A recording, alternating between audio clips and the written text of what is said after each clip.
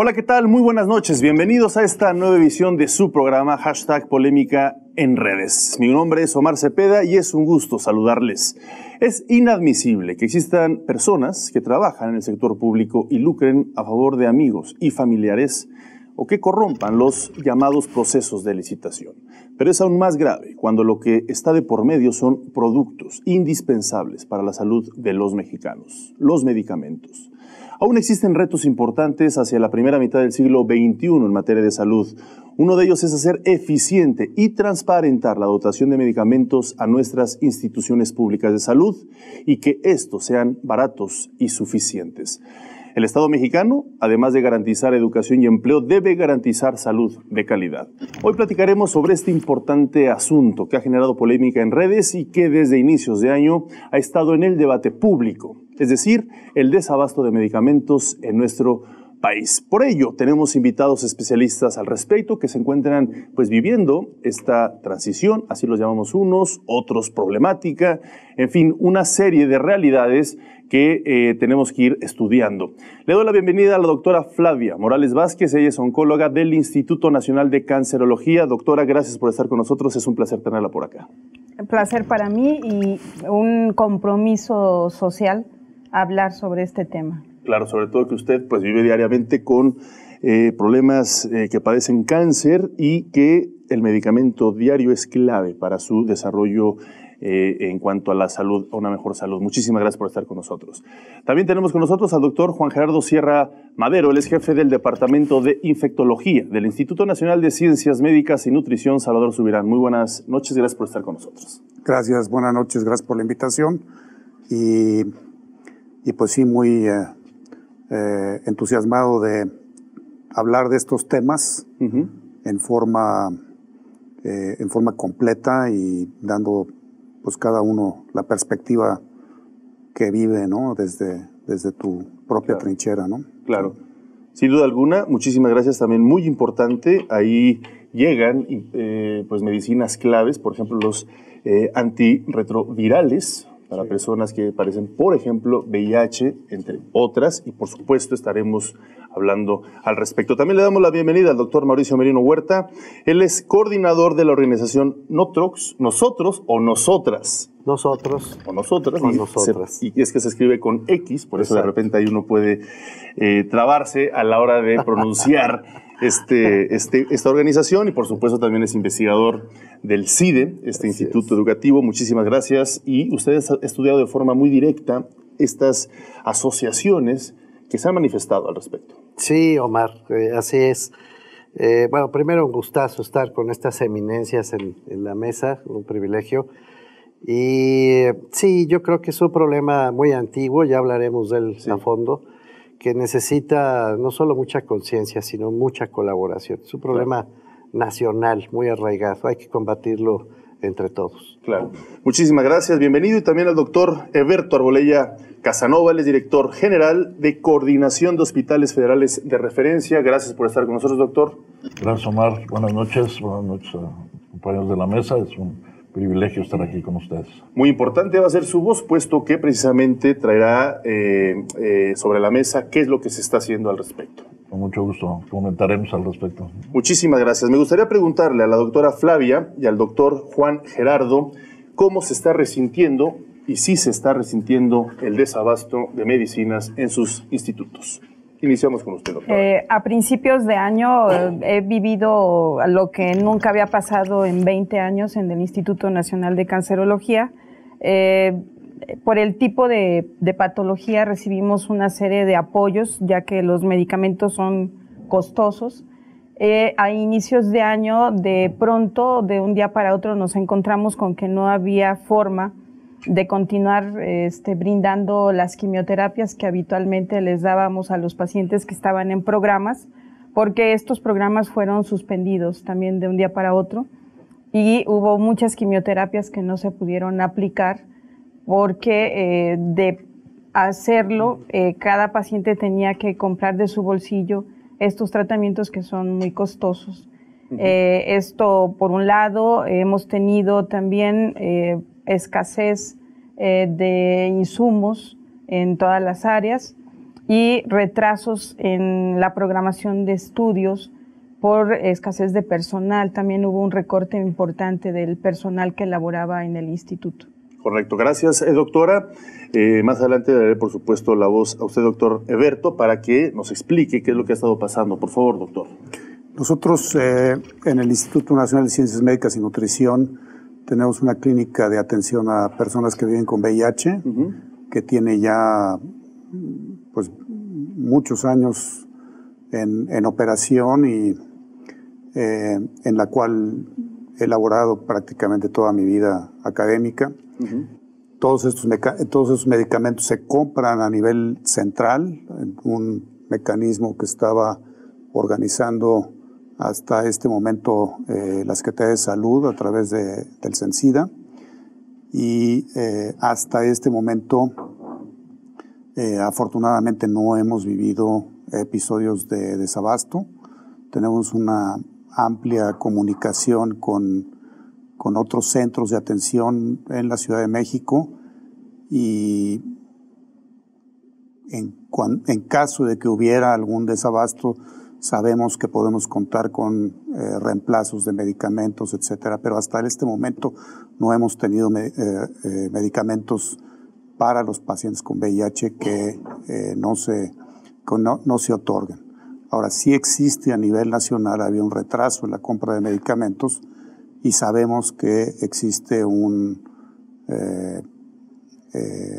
pues un desabasto inminente, o existió, porque ahora ya se operacionalizó esta compra, pero a finales del mes de abril sí existía esta amenaza, y creo que esto se ha parado gracias a ciertas acciones concretas que se han tomado, y si quiere podemos hablar más de esto en adelante. Por supuesto, y para ello, previamente, me gustaría darle la palabra al doctor Heberto Arbolella Casanova, director general de Coordinación de Hospitales Federales y de Referencia. A inicios de años se dio a conocer que ha habido casos de corrupción al respecto y también poca transparencia en la compra de medicamentos. Hubo varias empresas afectadas al respecto porque se les vinculó con este tipo de circunstancias que, tengo entendido, se mantiene en investigación, y que esto también ha impactado en el desabasto, en esta nueva transición. En ese sentido, y tomando en cuenta estas dos primeras participaciones de los doctores y los institutos a los cuales forman parte, me gustaría que diera su opinión. Lo que se hizo de conocimiento público fue los resultados de las licitaciones que se llevaron a cabo en la administración pasada. Fundamentalmente lo que informó el señor presidente fue la consolidada del Instituto Mexicano del Seguro Social, donde ahí manifestó lo que comentas sobre esta posible corrupción de 3 empresas, ¿no? Que tenían entre el 60 y el 70% de las claves que estaban siendo licitadas, específicamente del Instituto Mexicano del Seguro Social, ¿no? De la compra consolidada del instituto.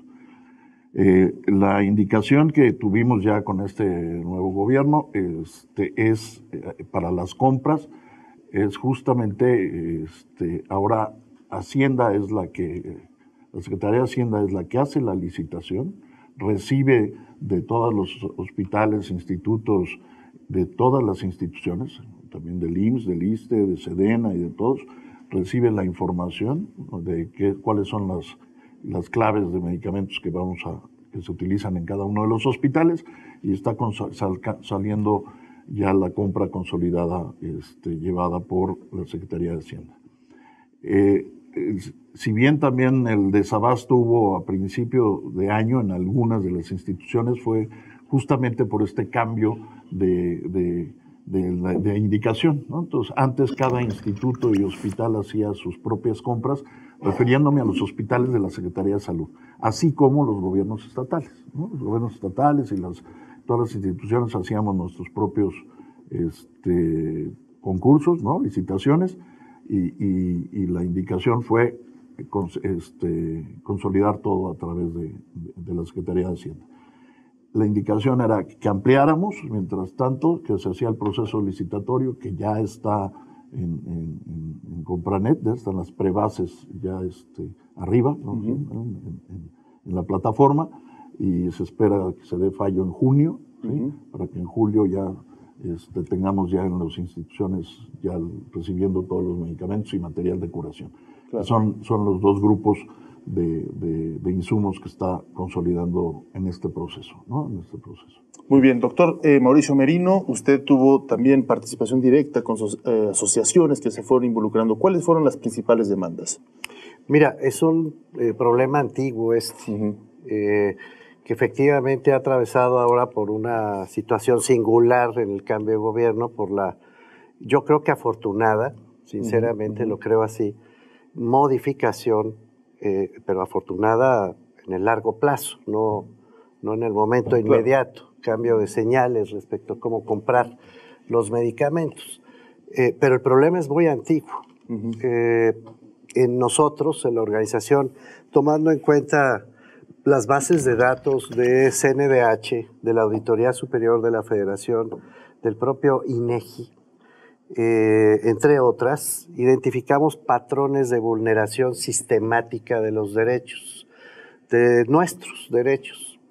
Y entre ellos, uno de los que nos brotó desde un principio, fue un hecho simple, pero muy doloroso, que es que quien recibe una receta médica de una institución pública de salud y va a que se le surta esa receta en la farmacia de la institución de salud, no siempre encuentra respuesta.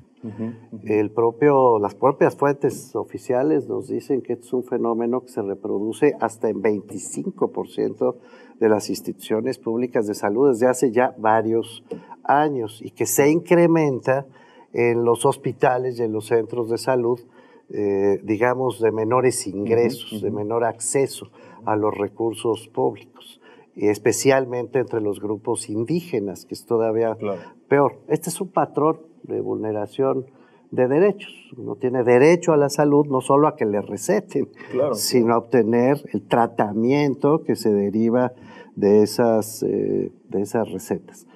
Las causas de este fenómeno son sumamente complejas. El 15 de enero de este año nos dio mucho gusto escuchar, la verdad, al presidente López Obrador en una de sus conferencias mañaneras hablar de un concepto que ya habíamos venido manejando antes, que es el huachicol de medicinas. Así lo dijo él. No solo hay huachicol de combustible, hay huachicol de medicinas, decía el presidente. Y es verdad, tiene toda la razón. Ese huachicol consiste en formas de quedarse con una parte del abasto de medicamentos que se va perdiendo a lo largo del camino. No solo son las licitaciones, en donde efectivamente hay visos de negocio, pero que no afectan necesariamente el abasto. El problema es el cotejo entre la llegada de los medicamentos y los inventarios que los reciben. No necesariamente hay coincidencia entre una cosa y la otra. De otro lado, hay un robo hormiga. Infortunadamente hay un robo hormiga en las propias instituciones públicas de salud, médicos, enfermeras poco honestas que acaban llevándose medicamentos y minando. Y finalmente en las propias farmacias de las instituciones públicas de salud, y este es un problema que se subrayó mucho en la operación del seguro popular, los hospitales con financiamiento del seguro popular, las farmacias pues se llevaban un poquito de las medicinas a las farmacias privadas.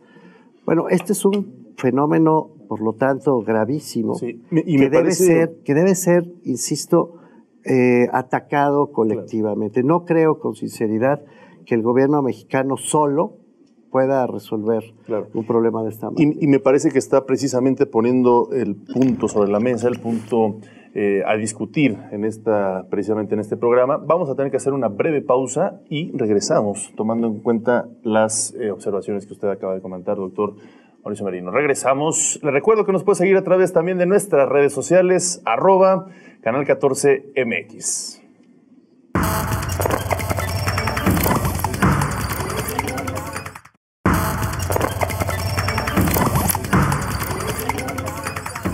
Qué bueno que nos acompaña, qué bueno que se mantiene con nosotros. Canal 14, hashtag polémica en redes. Le recuerdo que también estamos abiertos precisamente en nuestras diversas plataformas para que se comunique con ustedes, @canal 14mx, nos pregunte, opine y también nos muestre sus inquietudes. Estamos platicando de esto que dijo el presidente Andrés Manuel López Obrador a inicios de año, que en el sector salud se da un huachicoleo en el tema de las medicinas. Esto obviamente en referencia a lo que sucedió con las gasolinas, es decir, el robo de las gasolinas lo llevó a la ejemplificación de lo que también pasaba en el proceso de adquisiciones de las medicinas. Lo comentaba usted bien, doctor Mauricio Merino, cómo se ha venido dando, pero me gustaría preguntarles a la doctora y al doctor que forman parte de estas instituciones, cómo se viven directamente ahí, si ustedes, o es fácil de detectarlo, o es otra realidad, y se da quizá solamente en el sector industrial, en las empresas, en el momento de las licitaciones. Yo quisiera comentar que efectivamente es un problema muy antiguo y muy complejo.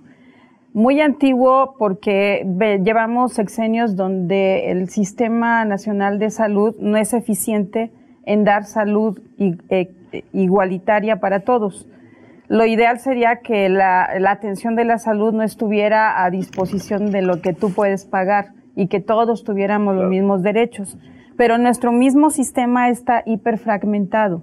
O sea, una forma de trabajo tiene el IMSS, otra forma de trabajo el ISSSTE, otra forma SEDENA, y los institutos nacionales donde nosotros trabajamos es también una entidad autónoma que hace sus compras directas. Y, por ejemplo, en el Instituto Nacional de Cancerología no hay una partida federal por medicamentos. O sea, hemos recibido demandas de pacientes que llegan al Instituto Nacional de Cancerología diciendo es que ustedes tienen la obligación de darme la receta y darme el medicamento. Lamentablemente no, o sea, no hay la obligación del gobierno de pagar los medicamentos. Nada más dar la infraestructura, dar toda la atención médica, los estudios necesarios, que son de muy alto nivel. O sea, la verdad yo he tenido oportunidad de estar trabajando en Estados Unidos, en Europa, y estamos en el Instituto Nacional de Cancerología al primer nivel. Correcto. Pero el paciente tiene que comprar su medicamento. Y teníamos en los últimos años algunos programas de apoyo, como es esto del Seguro Popular, un programa específico para cáncer de pulmón, otro para cáncer de próstata, otro para cáncer de cervicuterino, otro para cáncer de ovario, y cada programita trataba de ver las necesidades de sus pacientes para que si un paciente llegaba conmigo, yo tratara de atenderlo integralmente y este paciente tuviera la tranquilidad de tener su tratamiento. Pero el gobierno no está obligado a pagar la quimioterapia en mi institución. Claro. Entonces, yo siempre he criticado el Seguro Popular porque considero que, aunque fue una medida con muy buena intención, ni es seguro ni es popular, también parafraseando al nuestro presidente, porque tiene muchos recovecos donde puede darse la corrupción. No hay ni siquiera un buen registro, o sea, pueden dar de alta, por ejemplo, por decir algo, a 10 pacientes y nada más ponen el nombre, o sea, no hay forma de verificar si existe ese paciente o no. Y a las instituciones que están inscritas en esto del Seguro Popular les pagan por paciente. Y hay pacientes que están inscritos en 3 estados, por ejemplo, claro, que tienen por un lado familia en Veracruz, por otro lado familia en Nuevo León y por otro lado vienen al INCAN. Y las 3 instituciones reciben por ese paciente. Claro. Y la limitación del Seguro Popular es que le vende a la gente como que le va a dar todo. Y no es cierto, hay unos protocolos de atención y están muy, muy restringidos. O sea, tienen, por ejemplo, para cáncer de ovario solo tengo 3 medicamentos. Y con el programa que teníamos adicional, yo tenía medicamentos, o sea, de primer mundo. Claro. Pues parte de las normativas, que ya platicaremos con usted, doctor, sobre este tema, pero me gustaría irme al Instituto Nacional de Ciencias Médicas y Nutrición Salvador Subirán. ¿Cuál ha sido su experiencia sobre este concepto que se ha manejado? Pues exactamente lo que dijo la doctora es la misma forma de operar. Los institutos en general operan de esa forma. Y yo veo las cosas un poco más positivas. Efectivamente, el Seguro Popular tiene deficiencias enormes, tiene muchísimo, todo el tiempo nos estamos quejando de él, a mí me pasa, pero hace 20 años no teníamos nada. Hace 20 años esos pacientes no tenían quimioterapia, los pacientes de VIH no tenían antirretrovirales y gracias al Seguro Popular ahora sí los tienen. Pero sí, efectivamente lo que dice la doctora es totalmente cierto. O sea, el Seguro Popular tiene el gran defecto de que cubre por enfermedad y una burocracia inmensa, que tienes que llenar 1000 requisitos que a veces se hacen ridículos, ¿no? O sea, por ejemplo, para hepatitis, la cobertura de hepatitis C que hace unos cuantos años empezó con medicamentos antivirales de acción directa que son extremadamente efectivos para curar hepatitis C. El Seguro Popular empezó a tener cobertura, pero tenía una serie de requisitos que parecía de risa. Te decía, no podías tener más de 50 años, tenías que tener menos de 20, entre 20 y 50, tenías que tener un grado de fibrosis de tal a tal, tenías que tener una prueba del hígado de FibroScan que se hubiera hecho en los últimos 6 meses. Si te la habías hecho hace 7 meses, necesitabas otra. Y así. Y aún así había listas de espera. Entonces, sí, efectivamente es un mecanismo, el Seguro Popular, que tiene muchísimo por mejorar, pero comparado con lo que teníamos, estamos 1000 veces mejor. Entonces, yo creo que de lo que, siendo propositivos, de lo que se tiene que buscar es tratar de construir sobre lo que ya hay, tratar de quitar esa cobertura por enfermedades, hacer una cobertura generalizada, una cobertura y además también acabar con esta fragmentación del sistema de salud. Esto de que haya múltiples pagadores simplemente pone al Estado en desventaja para la compra, para la negociación y la compra de medicamentos. Cuando tienes un solo pagador, entonces el sistema se unifica. Puedes tener múltiples proveedores, pero con un solo pagador unificas las compras y mejoras las negociaciones de precios. Claro, y que es lo que decía el doctor Eberto Arbolella, precisamente, que ya viene estas compras consolidadas que van a permitir concentrar todo el medicamento para todo el sector salud.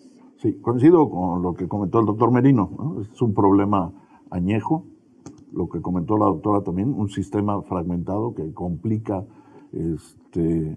la administración de todos los insumos y inclusive pues también la derechohabiencia, ¿no? O sea, no el derecho que tenemos todos, ¿no? Como mexicano, sino que si perteneces el empresario, estás con derechohabiente al IMSS, los funcionarios públicos estamos con derechohabiente al ISSSTE y nos atendemos en los institutos, en fin, ¿no? También hay duplicidades y mucho. Yo creo que este primer paso de la compra consolidada, y también podríamos verla como un primer paso hacia la universalización de los servicios, que es para donde vamos y es lo que el presidente también comentó, y también hace unos meses vino la Organización Panamericana de Salud y la OMS, que es una tendencia mundial de buscar sistemas únicos o sistemas universales, ¿no? Entonces, son los primeros pasos. El Seguro Popular fue también hace 15, 18 años que empezó, fue también una forma era una fuente de financiación para financiar de mejor manera a los que menos tenían, que eran los que eran atendidos por las secretarías estatales de salud y la Secretaría de Salud federal. Claro. Que sí, tiene 3 brazos financieros, que el cauce es el que conocemos todos como Seguro Popular, que son más de 300 intervenciones, el siglo XXI, que son menores, empezó con el presidente Calderón, para las enfermedades de 0 a 5 años, y gastos catastróficos que se han ido sumando, ¿no? Las patologías estas complejas que están todos los cánceres, con esas salvedades, ¿no? Que también son muy ciertas, y que se han ido trabajando protocolos que se hacen con los expertos, ¿no? Pero que desafortunadamente también la tecnología va avanzando, ¿no? Y entonces nos vamos quedando atrás con algunos protocolos, ¿no? La actualización. Lo mismo pasa con los medicamentos, ¿no? Hay un cuadro básico de medicamentos que se viene trabajando desde hace muchos años por parte del Consejo de Salubridad General, pero tarda también mucho tiempo en hacer sus inclusiones y hacer sus retiros, ¿no? Porque tiene que ser un listado activo, ¿no? O sea, no se puede quedar ahí nada más incluyendo, porque se quedan muchos medicamentos ahí que ya están en desuso o que ni siquiera ya los podemos conseguir y se sacan luego muchas veces también a las compras, ¿no? Entonces, eso es parte del problema, ¿no? Y a lo que el presidente le llamó el huachicoleo, ¿no? No necesariamente exclusivamente en la compra, ¿no? Sino, como también se manifestó aquí, hay desde los propios pacientes, ¿no? El personal de salud en muchos casos también, ¿no? Y que lo lleva de una institución a otra, o en fin, ¿no? O sea, organizaciones, ¿no? Que también organizaciones, en fin. Por eso tenemos que estar todos, ¿no? O sea, yo sí creo que también ha habido avances, ¿no? O sea, también quiero ser también un poco más positivo, y hemos hecho esfuerzos también dentro de las instituciones. Sí. Las farmacias la farmacia intrahospitalaria ya la vemos como eso, y antes realmente lo veíamos como un almacén, ¿no? Claro. Y hoy ya no, ¿no? O sea, empezamos a tener ya un personal ya más involucrado en el proceso de atención, ¿no? Y no nada más el administrativo que guarda y se puede llevar ahí o no llevar bien el inventario, pero ahora ya hay personal químicos, licenciados en farmacia que participan, ¿no? En los comités, ¿no? O sea, hay un comité de farmacia y terapéutica en cada una de las instituciones, que son los que establecen cuál va a ser el catálogo que va a utilizar esa institución, ¿no? Entonces, yo creo que hay esfuerzos importantes, por supuesto que nos falta mucho. Yo creo que esta parte de transparentar y rendir cuentas, no nada más, inclusive, y hay esfuerzos importantes de los hospitales públicos a entregar cuenta paciente pormenorizada, ¿no? O sea, para que el paciente también sepa qué le hicieron y no nada más la intervención. Si paga o no paga, ese es otro cantar, ¿no? Pues al menos ya estamos poniendo sobre la mesa estos cambios, estas problemáticas que, como comenta el doctor Mauricio Merino, son históricas, pero que también, sin dejar en cuenta que existe cierto desabasto, usted nos está explicando el por qué y precisamente sin que se repita el huachicoleo. Entonces, usted trae unas estadísticas que me gustaría que las pusiera sobre la mesa, que ha venido recopilando sobre... Datos genéricos. Pero deme la oportunidad de ir a una breve pausa. Aprovecho para invitarlos a que nos siga a través de las redes sociales, #canal 14MX, y ahí siga, emita sus opiniones, sus recomendaciones. Mientras tanto, un corte y regresamos.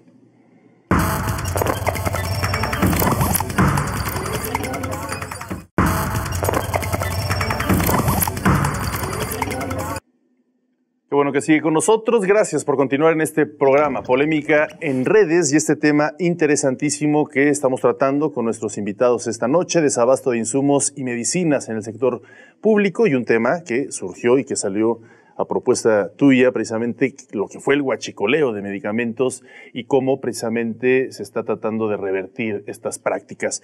Pero antes de irnos a pausa, el doctor Merino nos tenía preparadas unos datos, unas estadísticas que fue recopilando y que me gustaría que pusiera sobre la mesa porque han estado saliendo en redes sociales y me gustaría que las pusiera sobre la mesa y poderlas comentar al respecto. No, mira, cosas muy generales para no aburrir tampoco al auditorio, pero déjame seleccionar. Primero, estamos hablando de un mercado multimillonario, sí, una industria alrededor de 185,000 millones de pesos solamente lo que vea la compra de medicamentos al año. Claro. Durante los últimos años, la Auditoría Superior de la Federación detectó en distintas auditorías practicadas a la compraventa de medicinas para el sector público, desviaciones importantes de más de 3,000 millones de pesos. No, o sea, estamos hablando de cifras muy elevadas.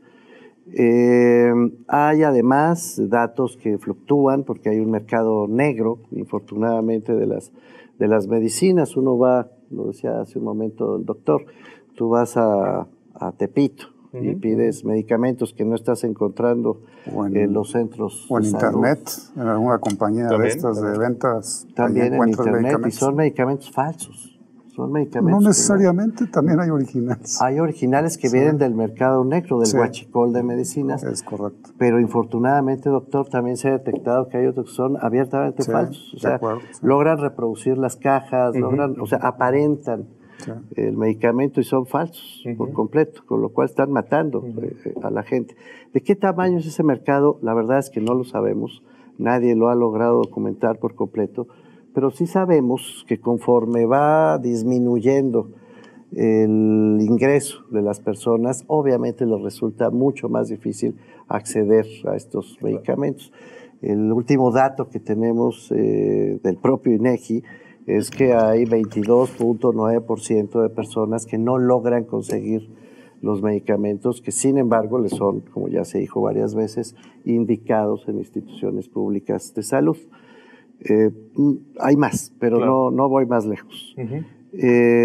Yo sí creo, aprovechando esta oportunidad, que tenemos que aprender a distinguir, y eso me preocupa personalmente, entre el problema de la corrupción, que tenemos a todas luces en este sector, que hay que saberlo desentrañar en todas sus peculiaridades, del problema de la eficiencia, que con toda razón señalaba la doctora. Son dos problemas distintos.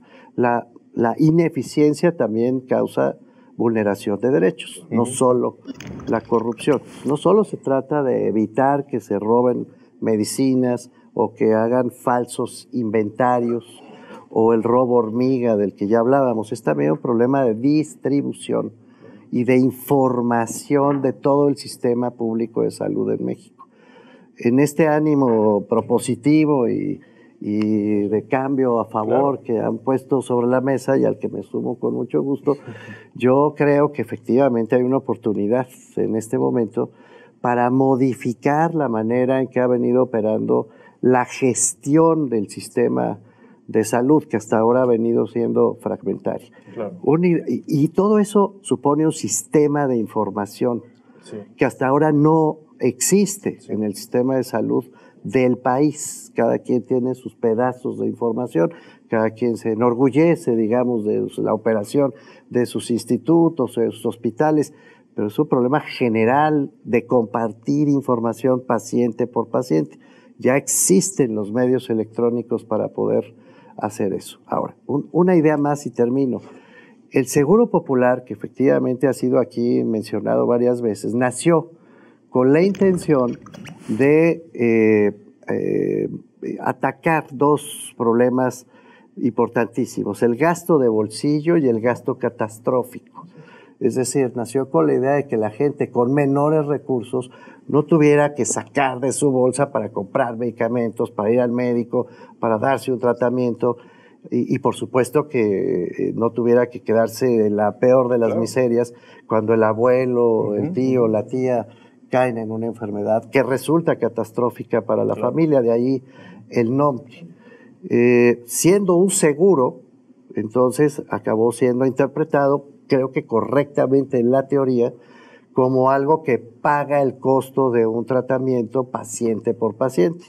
La operación de ese seguro, por lo tanto, consistía en que cada institución pública que tenía una póliza del Seguro Popular acredita el tratamiento y le pasa la factura al Seguro Popular. Bueno, infortunadamente se corrompió por las propias instituciones de salud.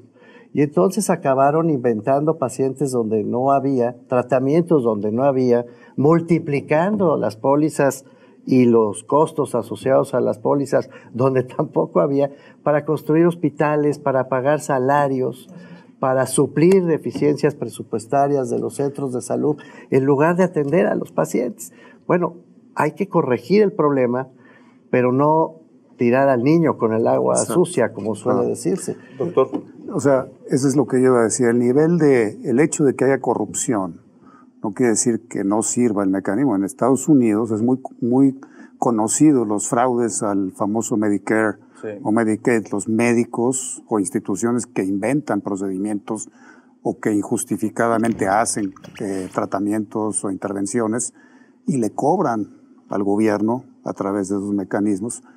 Pues eso es un fraude y esos van a la cárcel. Entonces lo que nos falta es eso, castigar esos fraudes y que la gente que cometa eso vaya a la cárcel. Claro. Hasta ahorita yo no conozco a nadie que en el Seguro Popular haya, bueno, a lo mejor sí hay, pero yo no conozco, pero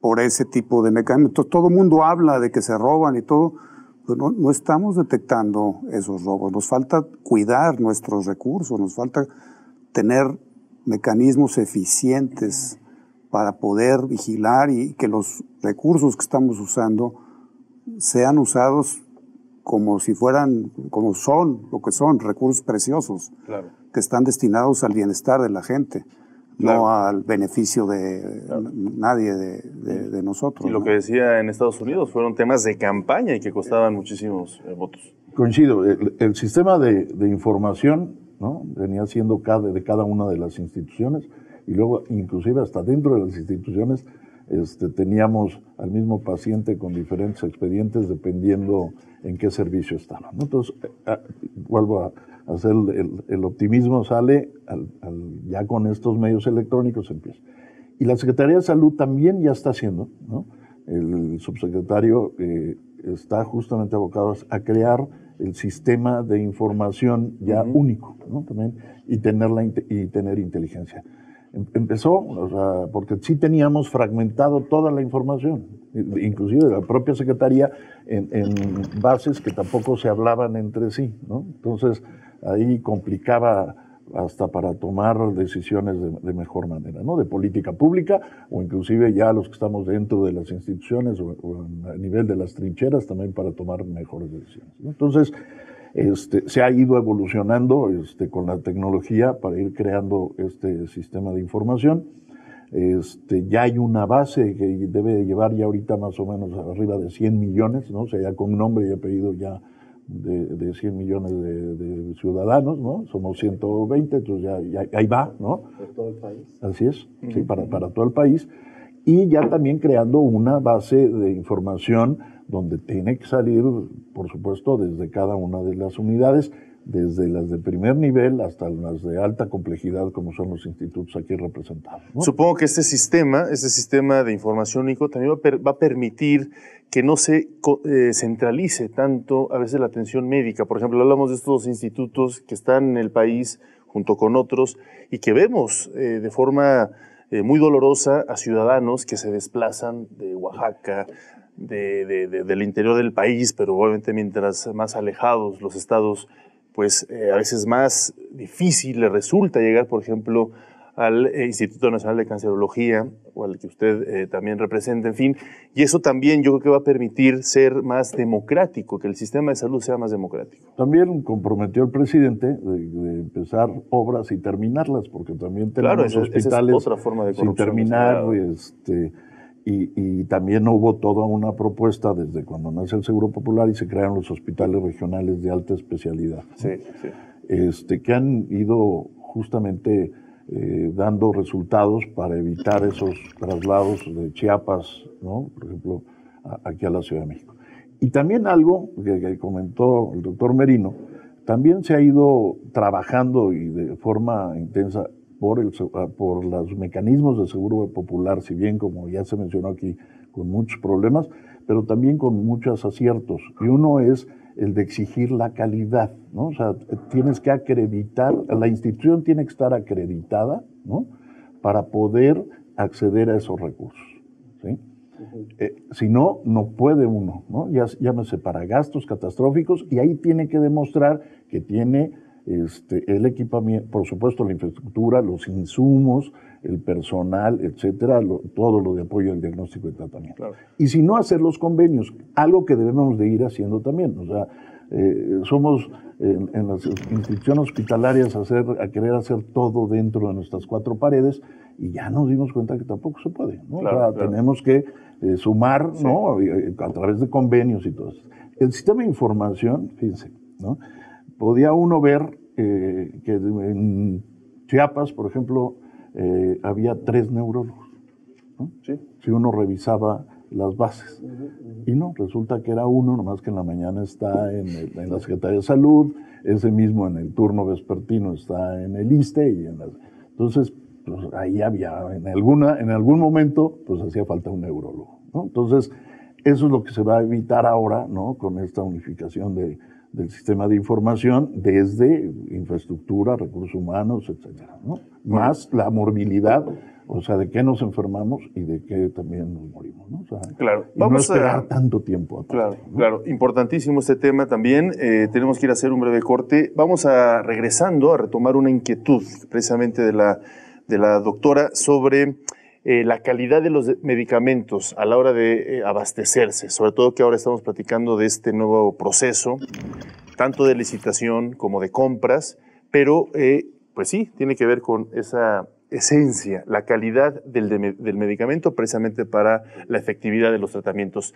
Vamos a hacer una breve pausa, continuaremos con este interesantísimo tema y por supuesto agradecemos a usted que nos ve por sus opiniones y comentarios en #polémica en redes. También le invitamos a opinar en la encuesta que en este momento está apareciendo en nuestra red social, en Twitter, @canal14mx. Opine, comuníquese con nosotros.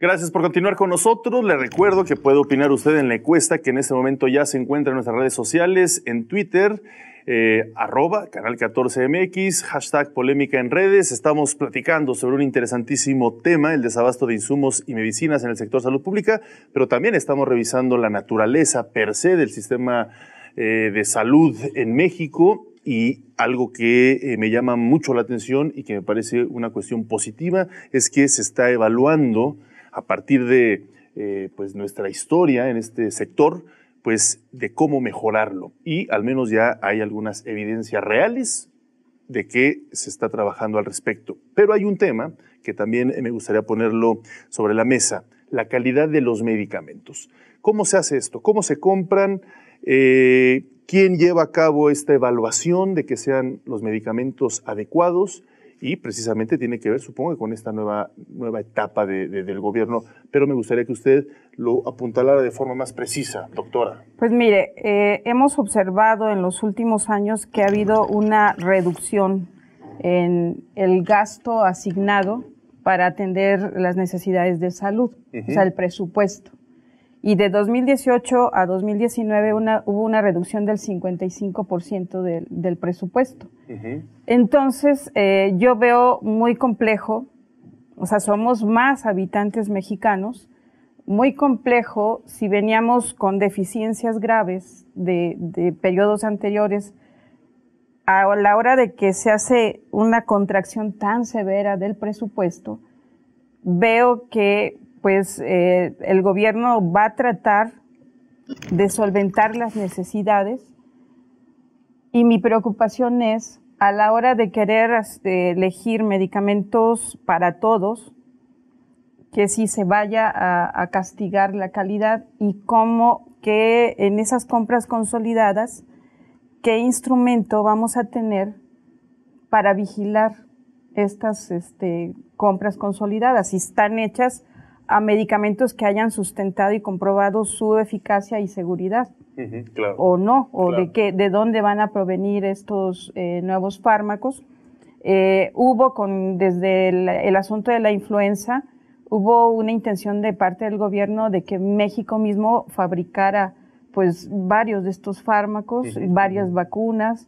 Entonces, nosotros en el instituto, el instrumento que teníamos para estar vigilando que las compras fueran de medicamentos de buena calidad, eficaces y seguros, es que teníamos la instrumentación de un departamento de farmacovigilancia.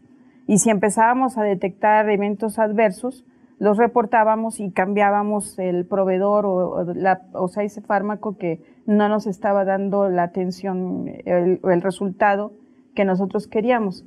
En estas compras consolidadas, sí, vamos a abaratar costos pero ¿cómo vamos a poder cuidar esta calidad? Esa es la pregunta. Las bases, cuando salen las licitaciones se pone cuáles son los requisitos que deben de cumplir los licitantes. También se pone, tienen que cubrir también todos los permisos y estar registrados, que tengan el registro sanitario correspondiente de todos estos insumos. También supimos que COFEPRIS estuvo un rato detenida haciendo ahí algunos ajustes y que estos registros inclusive de algunos medicamentos estaban detenidos, ¿no? Pero ya también es algo que ya va evolucionando de forma normal. Entonces, tiene que tener registro sanitario.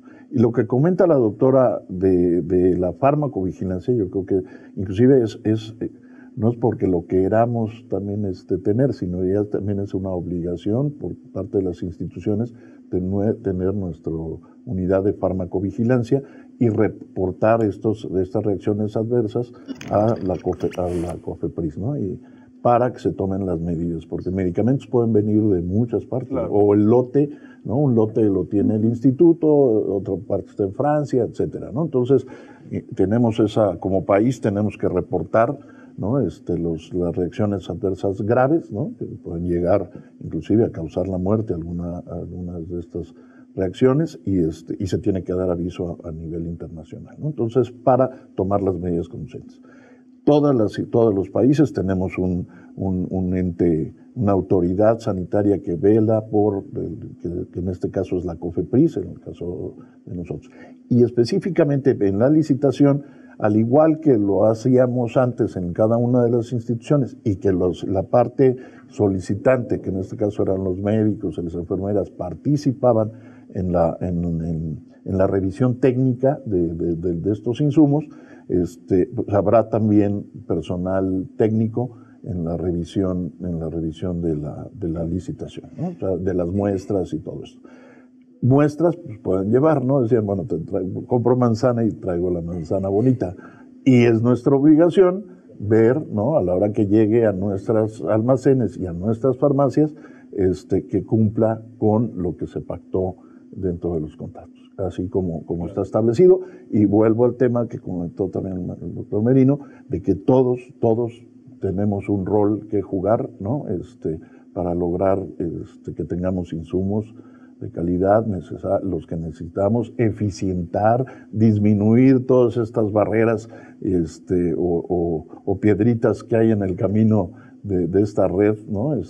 Muy compleja, muy compleja, y cuando hay que surtir a todo el país, desde el centro más pequeñito, ¿no?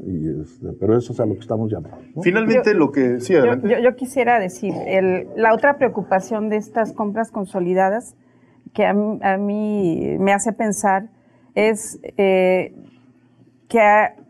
es un problemón tener almacenes estratégicamente distribuidos y llegar a los rincones más remotos. O sea, si todo sigue concentrado, la distribución va a ser un problema y pueden comprar en enero, pero va a llegar hasta noviembre.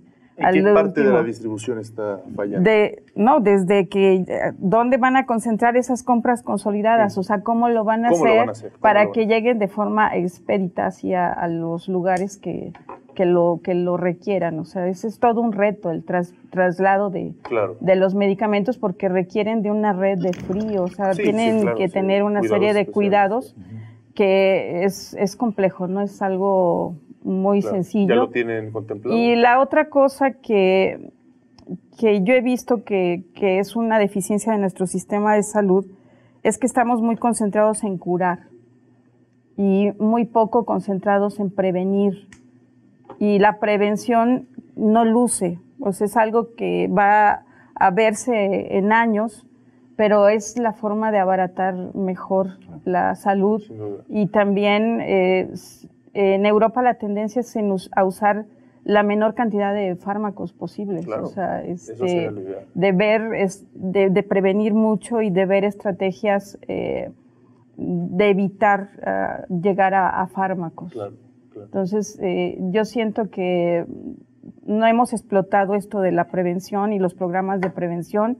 En este arranque de nuevo gobierno yo los veo muy poco, o sea, casi no hay, no los visualizo los programas de prevención y quizás hay que abonar ahí. Claro, se me adelantó a la pregunta final que iba a hacer precisamente a nuestros invitados de esta noche y era al respecto, que finalmente todo lo que queremos es un apropiado sistema de salud para todo México, lo podemos decir universal.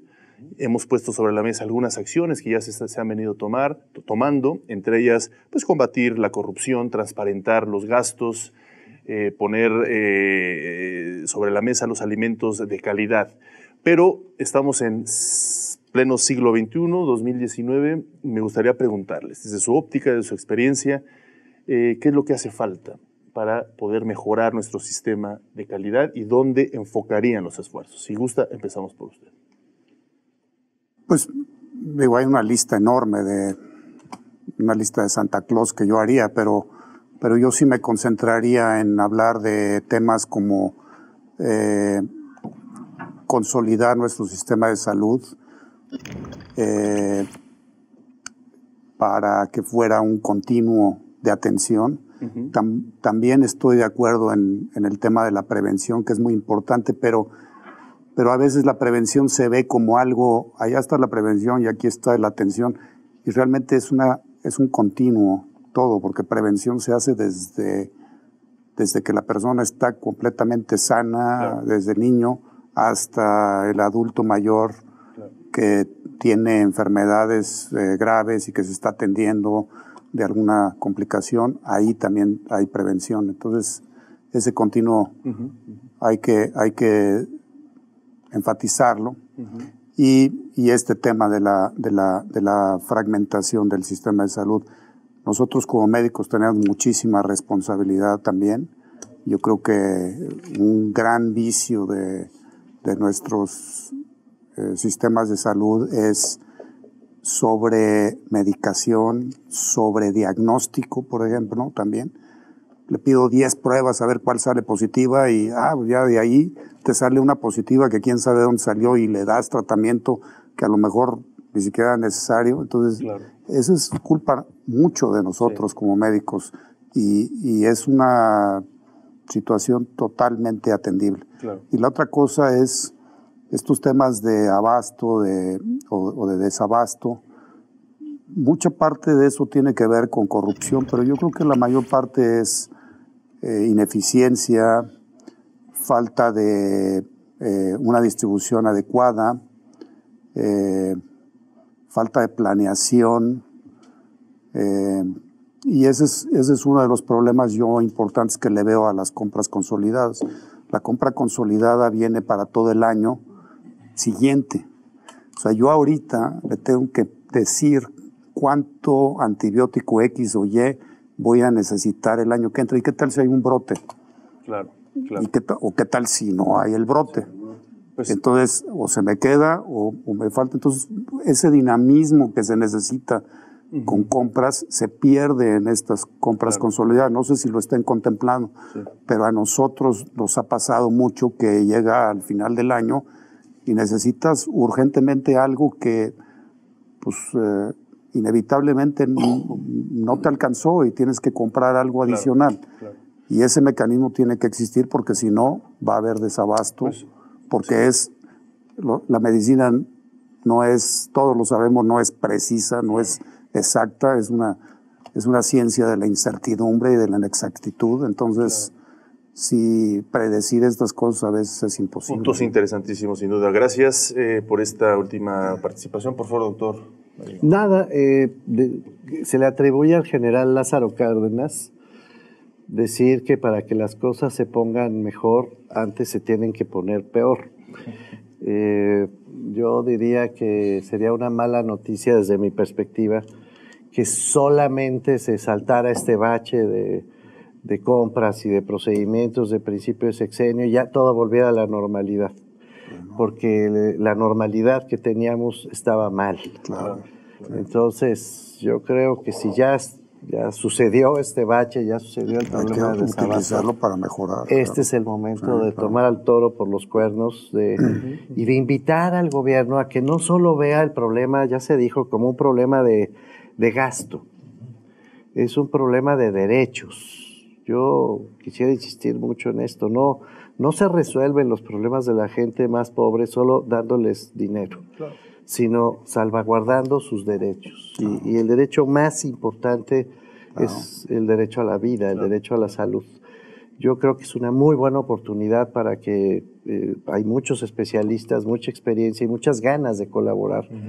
Entonces creo que hay que cambiar este sistema de información, el sistema de distribución, claro, y el sistema de vigilancia de la operación de... Excelente reflexión. De la salud. Excelente reflexión, doctor Mauricio Merino, sin duda alguna.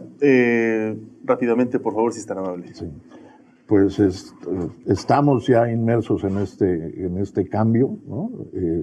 Tenemos que seguir trabajando desde las trincheras y cada quien haciendo lo que le corresponde, ¿no? O sea, y compartiendo las experiencias buenas y malas, ¿no? Porque se aprenden de ambas.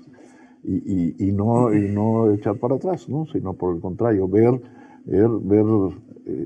qué sigue, ¿no? El día que tengamos todos compartamos la información, transparentemos nuestros procesos, y la situación y el cambio de chip, ¿no? De todos, de cada uno de nosotros, porque también es cierto que nos duele el estómago y quieren que nos vea el gastroenterólogo, ¿no? Nos duele la cabeza el neurólogo, en fin, ¿no? Sí somos una comunidad muy medicalizada, ¿no? Sí. Entonces hay que hacer todavía un poco más en términos de cuestiones saludables, ¿no? Saber la prevención, ¿no? La prevención, el fomento a la salud para como un elemento fundamental, porque si no, no va a haber recurso que alcance. Correcto. Pues sí, sin duda alguna, un importantísimo tema. Usted lo dijo, la prevención, y por fortuna pues yo creo que todos coincidimos al respecto. Les quiero agradecer muchísimo que hayan estado con nosotros. Creo que hay temas que de aquí se pueden desprender para otros programas. La salud pues siempre va a ser parte necesaria, no solo de tratarla, sino también de informarla y de informarla de forma adecuada. Muchísimas gracias por haber estado con nosotros esta noche. Gracias. Y también muchísimas gracias a todos ustedes por acompañarnos. Gracias a Canal 21 también por facilitarnos las instalaciones, nuestro canal hermano. Gracias a ustedes por acompañarnos. Les recuerdo que sigue vigente, por supuesto, la encuesta a través de nuestras redes sociales de Twitter, @polémica, @canal 14mx, y también síganos por parte de hashtag polémica en redes. Participe, opine, denos a conocer su punto de vista. Muchísimas gracias. Nos vemos el próximo lunes con otro interesantísimo tema.